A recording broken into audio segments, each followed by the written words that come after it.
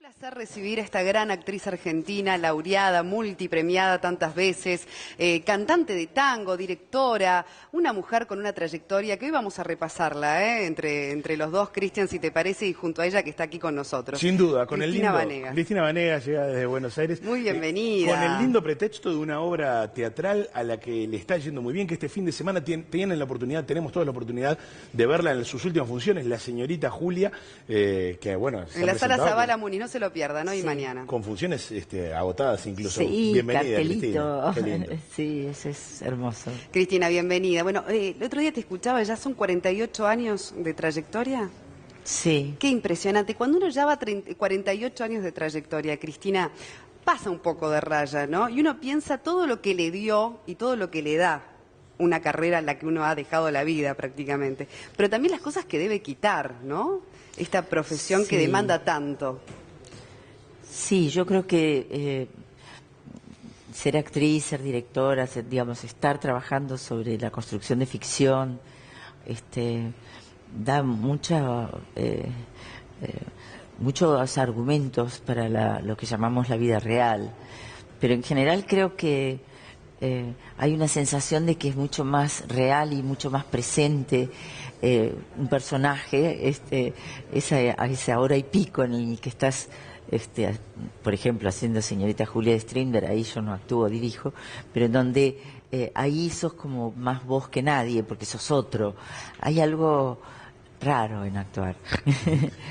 Y en dirigir, ¿qué es lo que es el principal, sobre todo para mí que comenzó desde la actuación, ¿no? El rol siempre está allí implícito, sí. ¿no? Pero, ¿cuál es el mayor desafío, ponerte del otro lado del escenario? Mira, es bien interesante, sobre todo lo que pasa después del estreno, en donde uno medio pierde el lugar, porque en el campo de ensayo ese ojo del director o de la directora, en mi caso, de alguna manera sintetiza la mirada que sostiene la actuación, ¿no? Entonces, uno un poco como que pierde el lugar, medio como, no sé dónde meterme, dónde me pongo. Estás en todo lo que pasa, estás en todos los lugares en simultáneo, sí, ¿no? Claro, bueno, y además porque creo que el trabajo de dirección, por lo menos el que yo planteo, en el que yo trabajo, tiene que ver con el trabajo de los actores, con lo que construyen los actores en el campo de ensayo, improvisando, y saltando al texto. En este caso es un Strindberg, es una joya, es una obra preciosa. Siempre tremenda. hablas del método que utilizás para dirigir los actores, porque además sos docente, ¿no? Sí. De actuación. El método URE, de Alberto Ure, con quien has trabajado y que te ha marcado muchísimo en tu carrera. Decís que hay un antes y después de haber trabajado con él. Ay, y que tiene un todo montón. un método para trabajar con el actor que es interesantísimo. Sí, A ver si nos podés sí. contar cómo es ese... Es una técnica de improvisación, en donde vos trabajás al lado del actor, hablándole al oído, moviéndolo, bombardeando al otro actor con el que tienen el diálogo en ese momento. Es un trabajo muy asociativo, como si fueras una especie de show auxiliar, de voz adentro de la cabeza del otro. Y estuve dando la semana pasada un seminario aquí en el INAE sobre dirección de actores, y cuando pasaron a probar esta técnica lo que comentaban después, y es lo que nos pasa también del otro lado del Río de la Plata, o sea que se ve que es comprobable, que se sentían muy amparados, muy acompañados, muy en una relación en donde el que actúa y la que está detrás del que actúa arman una especie de tándem y construyen dramaturgia, construyen imaginario, ¿no? Vos sabés que ya vamos a volver a la Señorita Julia en concreto y a tu rol como directora teatral, pero hay una cosa que me interesa mucho que tiene que ver con la realización de ficción, por ejemplo, para televisión. Podemos después añadirle el cine, ¿no? Porque allí hay que cumplir con un horario y sacar las escenas en determinado tiempo. Y no se ensaya. Ese es el tema, ¿no? Porque ahí cuánto podés construir un personaje, ya no creo que se pueda sumar una voz de la conciencia, cuando te dan la escena, la tenés que hacer con tu partener rapidito, cortar. Sí, y en general yo pienso que es una actuación como más estándar, digamos, más plana, con menos capas de sentido que una construcción, digamos, como para como para una obra de teatro tan difícil como la de Strindberg, por ejemplo, ¿no? Pero bueno, siempre hay buenas actuaciones en todos los barrios. Entonces, ¿no? También en la televisión hay grandes proyectos, pero me parece que tanto en la televisión como en el cine, digamos, tenés la posibilidad de cortar, de decir, va de nuevo, ¿no? Esto que en el teatro no existe, el teatro es sin red, ¿no? Es un salto al abismo. Impresionante. Y vos siempre decís además que hay un miedo que no perdés nunca en escena. No. Ni siquiera con 48 años de trayectoria. Ese pánico escénico, por lo Sí. menos en las primeras funciones, Así lo se seguís llama. teniendo. Sí, no, es una no solo en las adrenalina que debe ser primeras hasta funciones. adictiva. Sí, es un En cierta combustible, forma. ¿no? Digamos, porque en realidad es como un acto contrafóbico ir a salir igual a la cancha, ¿no? Sí, de hecho leí una entrevista días atrás a Belén Blanco que confiesa que es algo que le acompaña siempre. El miedo escénico previo a salir a actuar, luego da unas performances increíbles, es una actriz con un gran temperamento. Entonces cuando uno la ve en el escenario, que parece que se come cualquier texto y pasa por arriba desarrolladora, o en una ficción, y después dice, ¿cómo esta persona antes puede llegar a estar tan frágil? Sí, porque yo creo que hay algo que en general la gente no comprende bien, porque cree que los actores sería imposible que fuéramos tímidos. Y en general somos muy tímidos. Entonces, digo, uno hace desmanes gracias a las obras y a los personajes que le tocan hacer. Pero en la vida real, ¿no? Sí, Soy sí, invisible. totalmente. ¿No? Es que Ahí no se tenemos- arriesga porque sale de uno, ¿no? ¿Qué estamos viendo? Tenemos algunas imágenes allí. Ahí la mató a Belén, en ese Mujeres Asesinas. Mujeres asesinas, claro. Qué En maravilla. ese maté a Belén. ¿Qué Mirá. Mirá, serie ya se esa, me- eh? Mirá, Más a mi favor. por suerte ahora se llevan bien. ¿Qué serie la de Mujeres Asesinas? ¿no? Ahí está Belén. Sí, muy, Mira cómo la agarra. muy intensa, muy intensa. Es cierto que las mujeres asesinas, que son historias verídicas, Sí. después salían de la cárcel y se contactaban con ustedes para darles consejos sobre los personajes. Sí, no, a mí personalmente no, No me te pasó, pasó, pero a Nacha Guevara. A Nacha sí le pasó, la envenenadora de Montserrat, que no estaba en la cárcel además, entonces quería darle consejos sobre cómo hacer el personaje de ella, ¿no? Claro. Fantástico. Cristina, te has ganado muchos premios, entre ellos, bueno, el que siempre nombramos en las entrevistas, que es el premio Emmy, porque bueno, es un reconocimiento que son pocos, ¿no? Los artistas Sí, que más pueden darse el internacional. lujo de decir que tienen un Emmy, que fue por televisión por la inclusión. Sí, Una miniserie de bajísimo presupuesto, pero que Sí. tocaba valores de discriminación muy fuertes, ¿no? sí, sí. A propósito de eso también, de hacer una miniserie que tiene el mínimo presupuesto y eso te lleva a ganarte un premio prestigioso como un Emmy.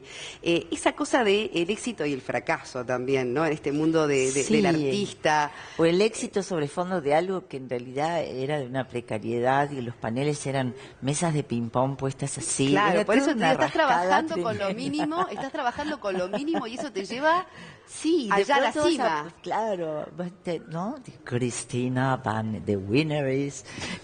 Y vos te acordabas de la mesa ping-pong detrás. Estábamos sentados además muy lejos del escenario, como cerca de los baños, ¿viste? Y ir hasta allá y empecé a temblar, a temblar, a temblar. Me había preparado un papelito en English. Claro. Pero y después ganó también Darío Grandinetti por mejor actor por la exacto. misma miniserie. Fue fantástico, la verdad. Lo disfrutamos mucho. Estamos aprovechando la visita para hacer un pequeño recorrido. Sole, decir. No, pero era eso, ¿no? También decirme, ¿cómo medís al final si sos exitosa, si no lo sos? O sea, desde el lugar Y del que lo que artista, pasa es ¿de que a dónde veces lo pasa el sos y a veces éxito? no lo sos. También haces Claro. cosas que te salen mal. Digo, yo trato de ser muy coherente, muy selectiva y hago solo lo que quiero hacer, ¿no? También es muy costoso, ¿no? Me sale caro eso, pero creo que bueno, ya estoy grande, digo, si no lo hago ahora, ¿cuándo lo voy a hacer? Bueno, tenemos una otra experiencia reciente que también te liga a nuestro país. Digo porque algunos de sus protagonistas son uruguayos, que es la participación en Infancia Clandestina, una película laureada, galardonada en festivales, que además fue precandidata por Argentina a los premios Oscar. Ahí tuviste la oportunidad incluso de trabajar con actores que provienen de otro tipo de escuelas. César Troncoso, Bueno, ahí está, eso te iba a Héctor Alterio, Natalia Oreiro. Natalia Oreiro en el protagónico. ¿Cómo fue? otra uruguaya. ¿Cómo fue esa experiencia? Una película, una trama muy removedora, recordemos. Sí, en principio muy fuerte porque es la historia del director de la película, es su historia real, ¿no? De Benjamín Ávila, su abuela, que es el personaje que hago yo, fue una de las primeras abuelas de Plaza de Mayo. Y sí, fue un placer trabajar allí, además en realidad tenía 2 escenas, pero bueno, gané 2 premios, fue así y la película creo que tuvo una muy buena aceptación, fue exitosa, ¿no? Cristina, una vez dijiste que en el cine te hubiera gustado tener un protagónico antes de lo que finalmente lo tuviste, ¿no? Sí, como a los 50 y pico.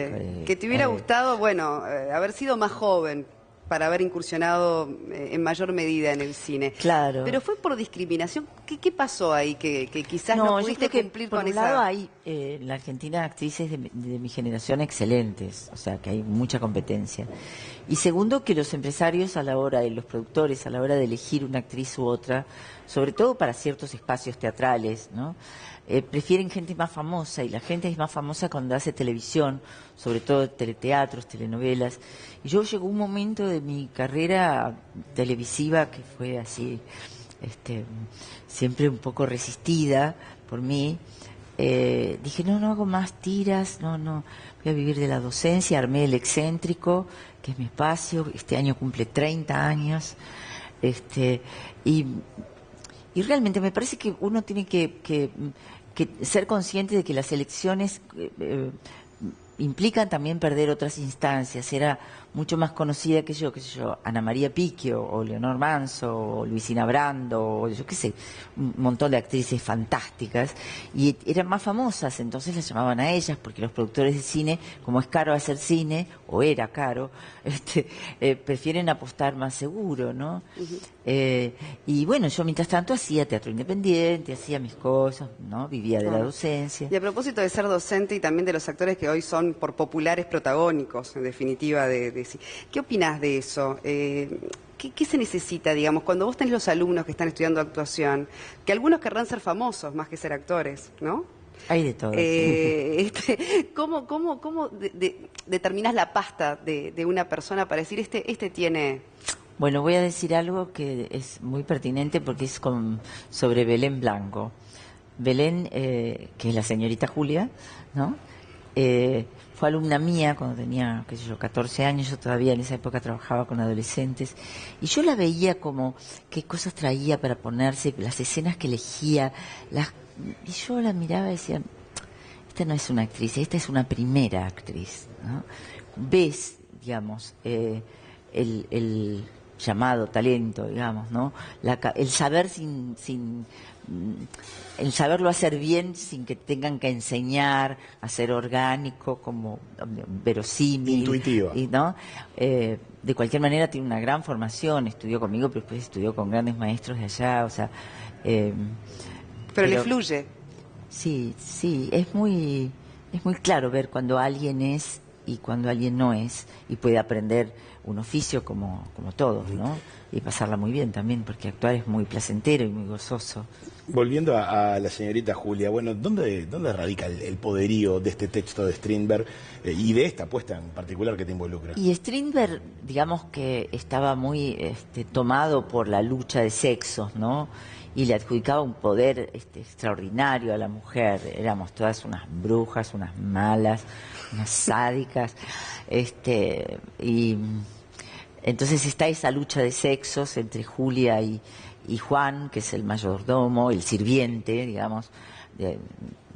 Hay un tema de lucha de clases sociales, ¿no es cierto?, fuerte. Hay una pasión que circula ahí en esa noche dionisíaca, que es la noche de San Juan, y hay un final trágico, porque bueno, lo que hace Strindberg con esta obra y 2 más, que son El Padre y Acreedores, él hace una trilogía en donde cruza naturalismo y tragedia griega, y le sale muy bien.